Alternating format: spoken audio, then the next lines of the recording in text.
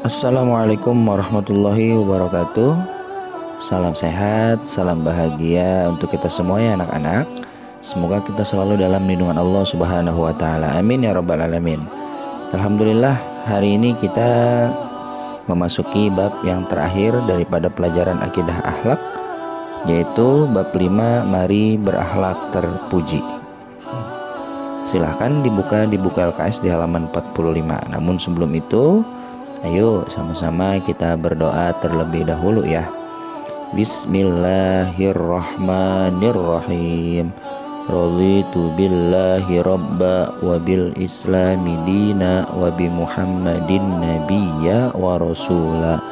Rabbi zidni ilma warzuqni fahma, amin. Nah, silakan disimak bukunya, yaitu di halaman 45, mari berakhlak terpuji. A. Mari berpendirian yang teguh. Teguh pendirian artinya tetap berpegang teguh terhadap apa yang telah menjadi pendapatnya.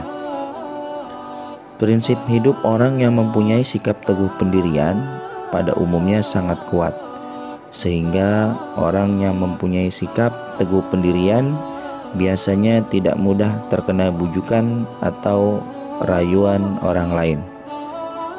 Sebagai orang yang beriman, kita perlu memiliki keyakinan yang kuat agar tidak mudah tergoyah oleh orang lain untuk pindah keyakinan. Karena itu, sejak dini kita harus membiasakan diri untuk memiliki sikap teguh pendirian. Sikap teguh pendirian muncul karena adanya keinginan untuk mempertahankan kebenaran yang telah menjadi keyakinannya, dan orang yang memiliki sifat ini cenderung menginginkan adanya perubahan ke arah yang lebih baik. Ya, dengan tanda kutip, yaitu berubah menjadi lebih baik. Justru berbeda anak-anak dengan keras kepala. Kalau keras kepala itu dia cenderung mengikuti hawa nafsu dan tidak mau berubah, ya.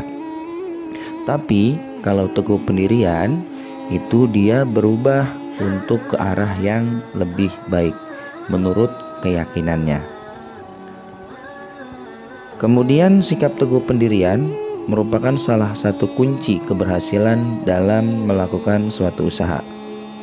Jika usahanya sukses, orang yang memiliki sikap ini tidak akan menyombongkan diri, sedangkan apabila gagal dalam melakukan usaha, maka dia tidak cepat berputus asa. Ia akan berusaha untuk bangkit lagi sampai Allah Subhanahu wa taala memberikan jalan keluar. Oleh karena itu, sikap seperti ini perlu dimiliki oleh setiap muslim. Ya, jadi anak-anak diaplikasikan dalam kehidupan sehari-hari. Contohnya misalnya sekolah, ketika ujian, pilihan ganda nomor 1 kita jawab B, kemudian gak sengaja kita melihat jawaban teman kita C. Nah, kita tidak mudah tergoyah tuh. Atau misalnya ada yang bisik-bisik, ganti aja jawabannya menjadi C. Nah, tapi kita tetap dengan keyakinan kita, dengan pengetahuan kita, yaitu bahwasanya jawabannya adalah B dan tidak berubah. Ya, itu kita aplikasikan dalam kehidupan kita sehari-hari, yaitu contohnya dalam ujian atau ulangan ya anak-anak. Kemudian dalam istilah agama Islam, teguh pendirian disebut istiqomah. Istiqomah adalah teguh pendirian dalam tauhid dan tetap beramal yang soleh. Firman Allah Subhanahu wa taala, A'udzubillahi minasyaitonirrajim. Innal ladzina qalu rabbunallaha tsumma istaqamu fala khaufun 'alaihim wala hum yahzanun. Sesungguhnya orang-orang yang mengatakan Tuhan kami ialah Allah, kemudian mereka tetap istiqomah, maka tidak ada kekhawatiran terhadap mereka dan mereka tidak pula berduka cita. Quran Surat Al-Ahqaf ayat 13. Kemudian di sini juga ada cerita, yaitu yang bisa kita ambil pelajarannya, dari sahabat Bilal bin Rabah. Sahabat Bilal bin Rabah yang dulunya adalah seorang budak dari Umayyah bin Khalaf, dia sering disiksa di padang pasir yang sangat panas. Ya, sering disiksa di padang pasir yang sangat panas.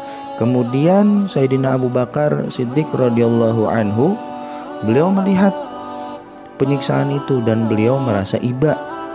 Akhirnya Sayyidina Abu Bakar Siddiq yaitu berinisiatif untuk membeli Bilal bin Rabah.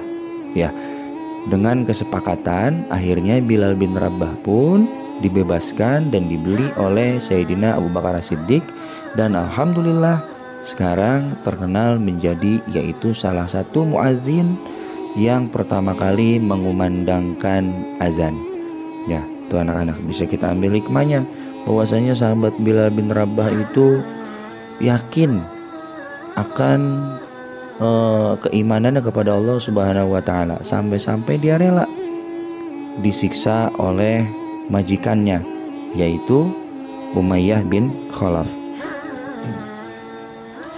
Kemudian kita dapat mengenali orang-orang yang memiliki sifat teguh pendirian dalam kehidupan sehari-hari.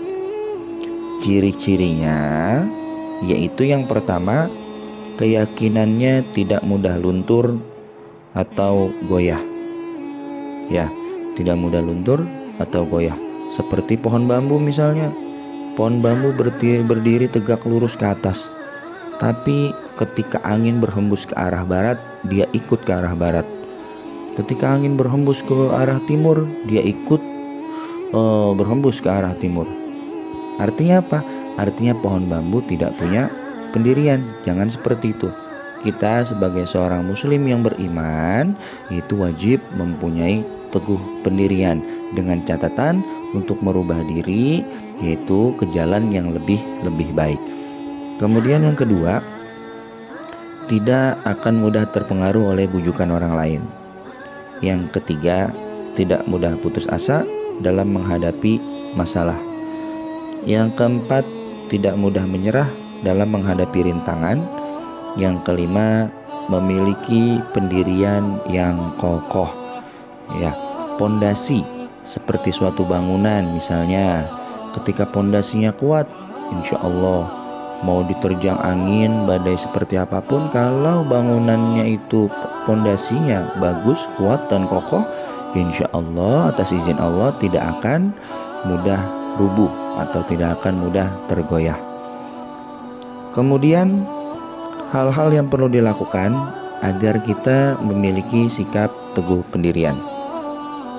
Yang pertama yaitu sering bergaul tentunya dengan orang-orang yang mempunyai sifat teguh pendirian. Yang kedua, mengutamakan sikap berpikir kritis sebelum berbuat sesuatu. Ya, dipikirkan matang-matang dulu nih. Misalnya, ini kalau nanti aku nyontek gimana ya aku ke depannya ya. Itu ya, dipikirin dulu matang-matang. Nanti kalau misalnya aku nyontek nilai aku bagus, tapi itu bukan hasil aku sendiri, gimana ya? Nah, seperti itu ya. Dipikirkan matang-matang sebelum melakukan sesuatu.